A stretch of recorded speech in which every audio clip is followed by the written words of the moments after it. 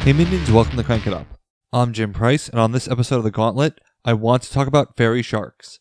I have always enjoyed this combination, and as I explained on Monday, I didn't think they were going to make it into the final selection, but they did. What's great about fairy sharks is that they have a number of key plays, but they also have an obvious dominant play. Fairy sharks can destroy almost anything. The first turn of the game should be fairly obvious. Play the Spirit of the Forest on the least desirable base. The sharks have no oars, but the fairies will benefit a lot from their Titan. Additionally, the sharks have a catch-up mechanic that compensates for not playing a minion every turn. The only time I don't play the Spirit of the Forest on the first turn is when I have Week of Sharks and want to get that out first.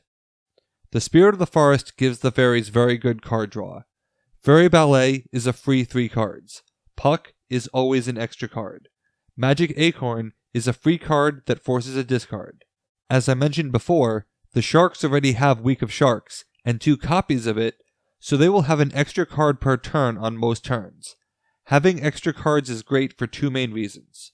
First, this team has the tendency to play a lot of cards at the same time, which not only requires having the group cards, but having supplementary cards to maximize their efficiency.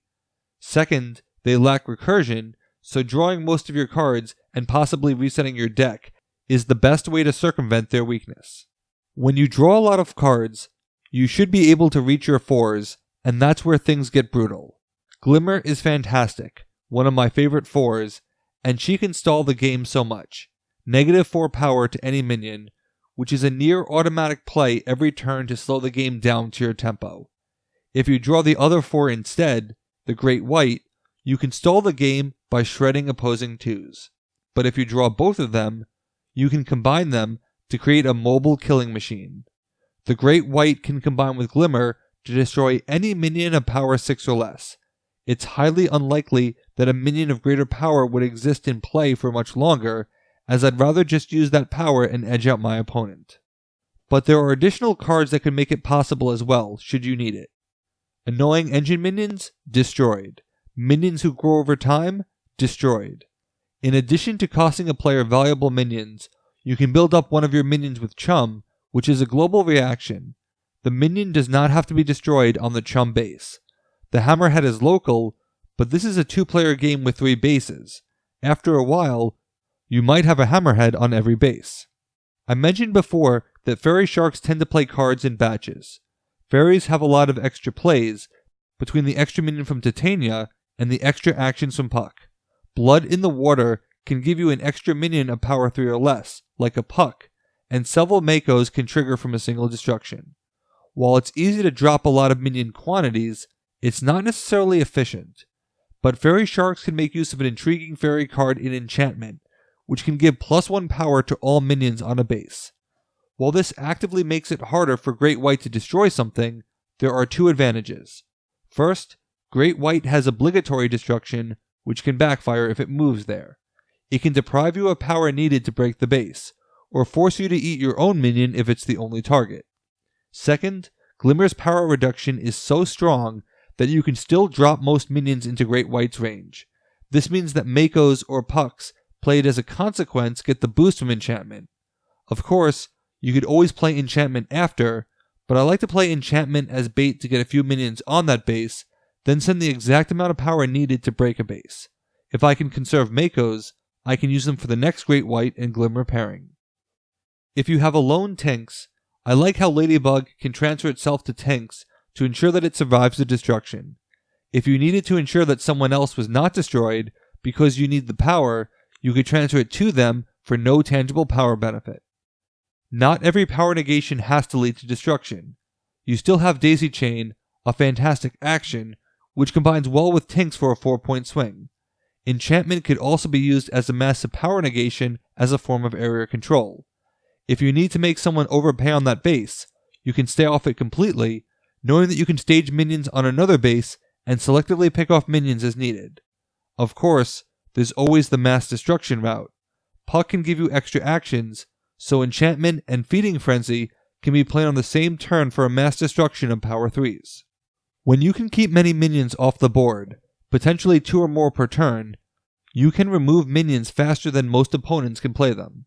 but you still have extra plays yourself. Titania can lead into Megalodon. Megalodon thankfully has optional destruction, which means you could avoid the destruction in Phase 2, but destroy them in Phase 3 if you need the power swing. This can also be used with the Mako Swarm to get a base uncontested. I also think that Tinks is great for Chum, as it allows you to pivot onto a completely different base. You can transfer Chum with Tinks played on the new base, send Great White over to destroy someone else's small minion, triggering Makos and breaking that base easily, while Chum survives for another day. What's really great about this combination is that it still delivers value even when half of your 4s get knocked out. Glimmer is still a great stall tactic, and you have a ton of Shark Destruction to pair with it. You have Air Draws, which can take out King Rex if he were played for some reason. You have Freaking Laser Beam and Feeding Frenzy, not to mention Megalodon. You have options. And Great White is still a threat even without Glimmer, and not just because you have other power reductions. So losing one or the other won't necessarily hurt you in the long run, and it isn't considered a weakness. But overall immunity to destruction is a glaring weakness. This combination is relying on destruction to trigger extra plays and power growth. Without it, they can play extra actions, which mostly initiate destruction. Makos become ordinary minions. Megalodon an ordinary 5, unless you choose to eat yourself, which I have absolutely done in Phase 3 to net power between Makos and Blood in the Water. If you are trying to take out General Ivan by breaking his base, I'm not sure that they have the extra plays needed to overcome the sumo movement. They only have one burst from a non-destruction perspective, and that's to use Titania. After that, they rely on destruction or have to surprise you with movement. Extra plays without power growth can be inefficient, and you'll often waste your puck, as this combination can struggle with that from time to time. It's why their card draw engine is so important, because it sustains them and allows it to create a combination of cards later. If you were to lose a Titan, that will severely hinder you. Finally, the fairies have some cards that I like, except when I know that I do not need them. Depending on the opponent, Playful Tricks and Magic Word can be either fantastic counters or dead cards. I don't really like having many dead cards, and the fairies had a number of them pre-Titan, though that number has gone down, emphasizing the need to keep the Titan in play. I'm always leery of having dead weight in my hand because it reduces my options. Still, I like this combination, and they've been a classic for me for several years. They have an extremely strong board presence and some rough counters. They can counter swarm factions while crashing hard against the wrong opponent. I definitely like it when a team has a chance to dominate or end up facing the wrong opponent, because I think that's good for the tournament. Fairy Sharks offer a deadly, different playstyle, and I sure hope I'm not the one playing against them. What do you think of Fairy Sharks? Let me know in the comments. That's it for this team. Thanks for watching. Be sure to like and subscribe. Let's shut it down.